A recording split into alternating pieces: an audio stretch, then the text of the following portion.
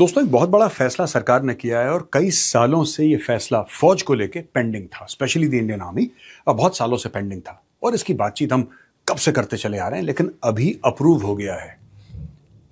India की the only mountain strike corps of India which is the 17 core, ये पानागढ़ है waste Bengal में एक जगह, वहां पे बेस्ड है और generally the operations are towards China. अब इसके अंदर 4 आईबीजीज क्रिएट हो रही हैं।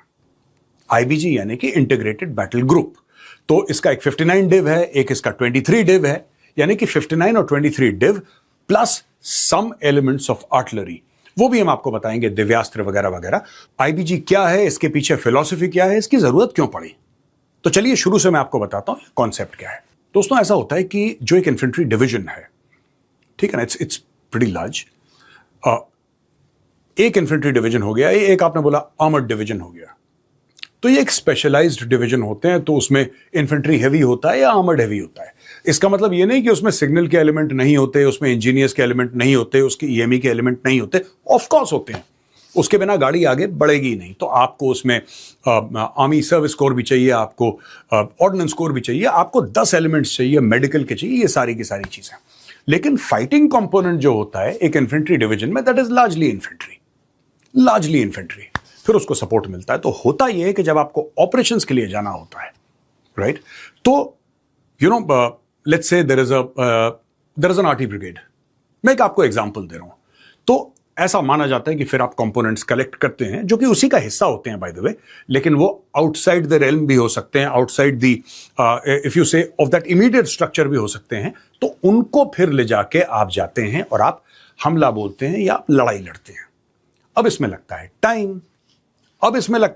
तो फिर एक इंटीग्रेटेड बैटल ग्रुप, इंटीग्रेटेड मतलब मिला जुला, तो इंटीग्रेटेड बैटल ग्रुप की बात कही गई है। जैसा मैंने बताया कि 2 डिविजन्स हैं जो 17 कोर, स्ट्राइक कोर जो है 17 कोर पानागढ़ में, उसके अंदर से निकाल के 4 आईबीजीज बनाने हैं। ये आईबीजीज होंगे कैसे, इसकी शक्ल और सूरत कैसे होगी, ये करेगी क्या। ट्रेडिशनली अगर आप देखें दोस्तों, तो हमारे जैसे स्ट्राइक कोर होते हैं, फिर हमारे पिवट कोर होते हैं, राइट। तो that is the general wisdom, the general understanding. Strike corps 1 core, 2 core, 21 core, 17 core, तो ये हमारे स्ट्राइक कोर हो गए। बाकी आप देखें pivot core in the sense की ज्यादातर वो डिफेंस में है, लेकिन लिमिटेड ऑफेंसिव भी करते हैं। स्ट्राइक कोर इज लाइक अंदर। स्ट्राइक कोर का मामला अलग होता है। स्ट्राइक कोर को इंडियन आर्मी में थोड़ा एलीट भी माना जाता, होते भी हैं स्ट्राइक कोर एलीट।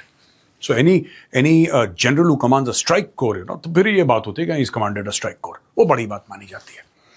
अब जब आप आईबीजी बनाते हैं तो आईबीजी का मकसद क्या है? आईबीजी का ये मकसद है, बिकॉज इट इज इंटीग्रेटेड, तो एक ही 5000 लोगों की एक आईबीजी बनी, राइट। उसकी स्ट्रेंथ लगभग 5000 है, तो 5000 लोगों की एक इंटीग्रेटेड बैटल ग्रुप बनाया। वो जो इंटीग्रेटेड बैटल ग्रुप है, that is commanded by a major general. Like a division is commanded by a major general, a division would have more than 5000, but ये 5000 है। अब इसकी खासियत क्या है? इसकी खासियत ये है कि इसके अंदर इन्फेंट्री के एलिमेंट्स भी होंगे, जहां पे रिक्वायरमेंट है वहां पे आर्मर के एलिमेंट्स भी होंगे। एक जमाने में कन्वेंशनल विजडम ये था, जबकि बैटल ऑफ जोजिला हमने बहुत पहले इसके बारे में पढ़ाई भी करी है। और बैटल ऑफ जोजिला वो जगह थी जहां पे टैंक वैंक को खोल के ये लोग हाई ऑल्टीट्यूड ले गए थे और वहां पे लड़ाई लड़ी थी। वो बहुत तगड़ी लड़ाई है, किसी और दिन बताऊंगा आपको। बैटल ऑफ जोजिला बहुत शानदार लड़ाई है। Now having said that, conventional wisdom ये है कि टैंक्स जो हैं वो प्लेन्स में चलते हैं। अच्छा, ये सच भी है, काफी हद तक प्लेन्स में चलते हैं। लेकिन अभी भारत ने रिसेंटली एक टैंक बनाया जिसका नाम जोरावर। ये 30 टन के आसपास का वेट है इसका, एंड दिस इज स्पेसिफिकली, ये एलएनटी ने बनाया है और ये स्पेसिफिकली हाई अल्टीट्यूड के लिए है। उसके पहले भी T-90s वहां पे पोजीशन किए गए थे when there was a face off happening with the Chinese। अभी तो काफी हद तक मामला इजी हो गया है वहां पे, लेकिन वहां पे T-90s डिप्लॉयड थे। अब ये देखा गया कि साहब हाई ऑल्टीट्यूड में T-90s में वो मजा नहीं आ रहा, बिकॉज उसका वजन बहुत ज्यादा है T-90 का, because T-90 is not made for 16,000 feet 17,000 feet above sea level. ये तो प्लेन्स के इलाके की लड़ाई है।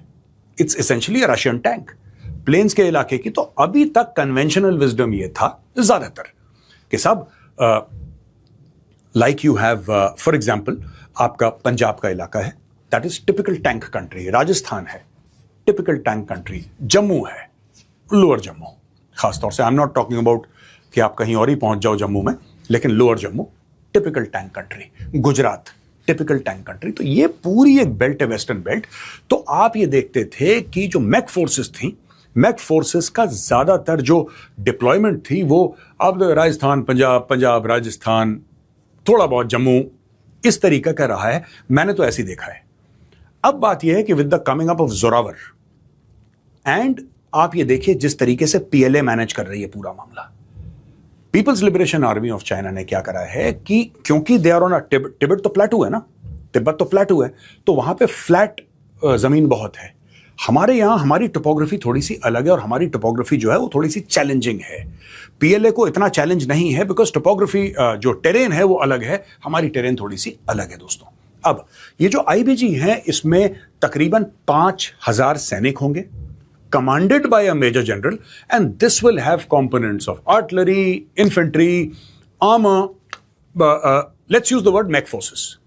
एक ओवरऑल टर्म हम यूज करते हैं मैक फोर्सेस, और इसके अंदर और भी कई सारी चीजें होंगी। इसमें ड्रोन्स भी होंगे, इसमें थोड़ा सा स्पेशल ऑपरेशंस का भी एक एलिमेंट होगा। और जाहिर सी बात है आपको ईएमई चाहिए, आपको सिग्नल्स चाहिए, आपको बाकी एलिमेंट्स चाहिए, उनके बिना आपकी लड़ाई नहीं हो सकती। एक आईबीजी एक इंडिपेंडेंट फाइटिंग यूनिट है। व्हेन आई से independent, it does not mean कि यार इतनी मतलब ठीक है, it's under the core headquarters only, 17 core के अंडर ही है वो, लेकिन वो इंडिपेंडेंट है। उसको बाहर से आर्मर की जरूरत नहीं चाहिए, उसको बाहर से आर्टिलरी की जरूरत नहीं चाहिए। वो अपने आप में सक्षम है, वो अपने आप में एक पूरा, जिसको कहते हैं ना, एक पूरा फाइटिंग कंपोनेंट है अपने आप में। तो ये इसकी खूबसूरती है। It can move faster. फायदा क्या है आईबीजी का? आईबीजी बहुत जल्दी ठक से, you want to go somewhere, IBG is ready to go at a moment's notice, right? Many people on social media comparing it to a strike corps. That is not true. Strike corps is something totally different.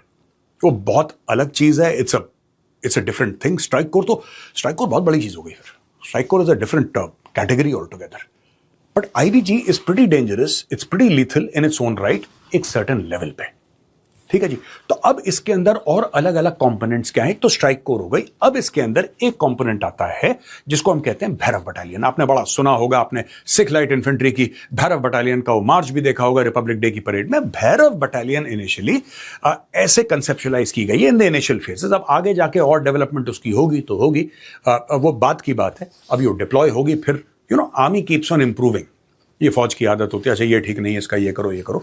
So a lot of things will be done with the Bhairav battalion. Initially बात कर रहे हैं साहब, करीब 250 लोग होंगे Bhairav battalion में। Now Bhairav battalion is the bridge between regular infantry and special forces.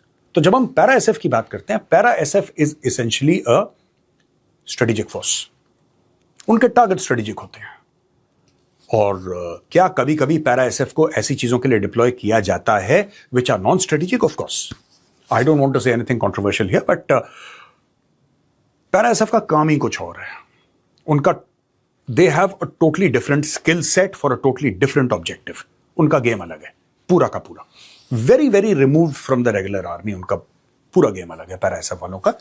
लेकिन कहीं एक ब्रिज पाया गया है भैरव के नाम पे, एक ब्रिज बनाया गया है। वो है fast moving lightly armed troops, जो बड़ी तेजी से, सो इन्फेंट्री बटालियंस में जनरली आप देखें घातक होता है, घातक प्लेटून होती है। तो Ghatak platoon is the commando platoon of an infantry battalion. So they are also lightly armed, और घातक के अपने अलग ऑब्जेक्टिव्स होते हैं। The CO can send his platoon on a special mission और अ स्पेशल टास्क। तो ये घातक का काम हो गया, पहली चीज। दूसरी चीज, फिर हमने बोला भैरव बटालियन यानी कि इन्फेंट्री बटालियन और स्पेशल फोर्सेस के बीच में एक बटालियन आ गई बीच में फॉर स्पेशल टास्किंग। तो ये जो आईबीजी है उसके पास ये एक भैरव बटालियन भी होगी, या हो सकता है 2 भैरव बटालियन, और depending on whatever the task. Then you have the Divyastra. अब दोस्तों जो दिव्यास्त्र है, these are essentially artillery sort of organizations, लेकिन लॉन्ग रेंज कैपेबिलिटी होती है इनकी। Through they have the capability to hit hundreds of kilometers inside the enemy territory. It could be with drones, it could be with rockets, it could be with special artillery, it could be with so many other things. तो ये हो गया दिव्यास्त्र। अब इसके अलावा बड़ी एक interesting चीज है जिसको कहते हैं रुद्रा ब्रिगेड्स। ये सब this is openly available information and I don't have any insight. मेरे पास ऐसी कोई सीक्रेट खबर या जूसी खबर नहीं है जो मैं आपके साथ शेयर कर रहा हूं। This is all available in the media. तो वहीं का एनालिसिस करके मैं आपको बता रहा हूं। जो रुद्रा ब्रिगेड है, ये रुद्रा ब्रिगेड क्या है, चलिए मैं आपको ये समझाता हूं। रुद्रा ब्रिगेड को आप मानिए एक छोटा आईबीजी। अच्छा, this is over simplification on my part, that is not true. जो मैं बता रहा हूं मतलब 100% वैसा नहीं है, आपको समझाने के लिए बता रहा हूं। जैसे रुद्रा ब्रिगेड के अंदर भी आपको अलग अलग एलिमेंट्स मिलेंगे, अलग अलग आर्म्स के। देखिए, सपोर्ट एलिमेंट्स हैं, सर्विसेज हैं, वो तो होती हैं, लेकिन Rudra brigades are again elite formations, very fast moving formations, जिसके अंदर आपको इन्फेंट्री भी मिलेगी, आर्टिलरी भी मिलेगी, आर्मर्ड, यानी कि it is also a self contained sort of organization, a Rudra Brigade, but dependent on its higher headquarters for logistics etc. तो ये तो हो गई आपकी रुद्रा ब्रिगेड। हमने आपको भैरव बटालियन बताया, हमने आपको दिव्यास्त्र बताया, हमने आपको रुद्रा ब्रिगेड्स के बारे में बताया दोस्तों। लेकिन एक बात ध्यान रखिएगा, अब दोस्तों एक और एलिमेंट इसमें बीच में आया, that is called Shaktibaan. Shaktibaan is essentially long range UAVs.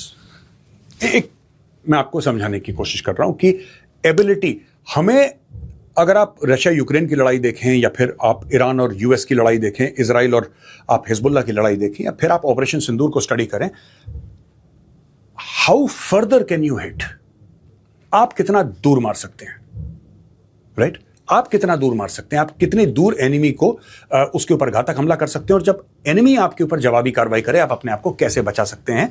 मुझे लगता है कि इसके ऊपर पिछले 4-5 साल में बहुत ज्यादा इंपॉर्टेंस दिया गया है। तो शक्तिबान इसेंशियली ड्रोन बटालियंस और ड्रोन यूनिट्स और drone organizations with the ability to hit deep inside enemy territory. They have other things also apart from drones, but essentially they are experts in all of that. अच्छा, कोई भी IBG, एक हम 4 आईबीजीज की बात कर रहे हैं ना 17 कोर के अंडर, चारों आईबीजीज अलग अलग हैं, they are not copy paste. Like अगर आप इन्फेंट्री बटालियंस को देखेंगे तो इन्फेंट्री बटालियंस में बड़ा सिमिलर एक स्ट्रक्चर होता है इन्फेंट्री बटालियंस का। हमारे टाइम पे 4 राइफल कंपनी होती थी, एक हेडक्वार्टर कंपनी होती थी। आजकल I think there is a support company, there is a headquarter company, alpha, bravo, charlie, delta, blah blah. तो एक ऑर्गेनाइजेशन होता था इन्फेंट्री बटालियन का, उसी तरीके से आर्मर्ड का है, उसी तरीके से आर्टिलरी का है, उसी तरीके से अपना अपना, राइट? एक रेजिमेंट हो गई आर्मर्ड की, फिर उसके अंदर स्क्वाड्रन हो गए, फिर इसके अंदर ट्रूप हो गया, फलाना। It's like that. एक बात बता रहा हूं, जैसे कि आर्टिलरी में फिर बैटरी हो जाती है, एटसेट्रा एटसेट्रा। आईबीजी का वन साइज फिट्स ऑल का मॉडल नहीं है। आईबीजी में यह है कि साहब, depending on the task at hand, अगर आपको लगता है कि आपको जाना है कहीं पे और अनइवन टेरेन है, तो जाहिर सी बात है फिर वहां पे आर्मर्ड का एलिमेंट कम हो जाएगा, और वहां पे हो सकता है कि आर्टिलरी का एलिमेंट और इन्फेंट्री का एलिमेंट ज्यादा हो जाए। अगर ये लगता है कि प्लेन ग्राउंड है, हाई ऑल्टीट्यूड में आप जैसे प्लेटू के ऊपर अटैक कर रहे हैं वहां पे, तो हो सकता है कि वहां पे उस वक्त आर्मर्ड का एलिमेंट कम होकर मैक फोर्सेस का एलिमेंट ज्यादा हो जाए। Just to explain. अब आई डोंट नो, मैं ये नहीं कह रहा कि ऐसा होगा, तो आप please don't take it, I am telling you this is how it will happen. I am just saying that they have kept the model flexible for maximum operational efficacy. ये जो चल रहा है दोस्तों, काफी समय से इसके ऊपर बातचीत चल रही है, but finally the decision has been taken and the IBGs are here.